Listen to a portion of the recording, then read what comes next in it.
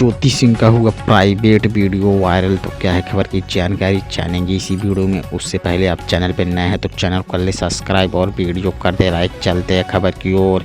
तो आप लोग को बता दें भाई लोग, इस समय इंटरनेट पे एक वीडियो वायरल हो रहा है। कहा जा रहा है यह वीडियो पावर स्टार की पत्नी ज्योति सिंह का है।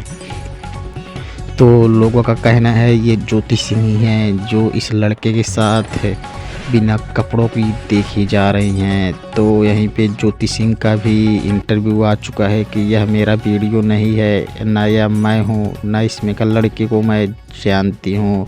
इस वीडियो से मेरा लेना देना कोई नहीं है। तो आपको बता दे पावर स्टार भी हो गए हैं गुस्सा, बोल रहे हैं मैं ज्योति सिंह को इसीलिए दिया था तलाक।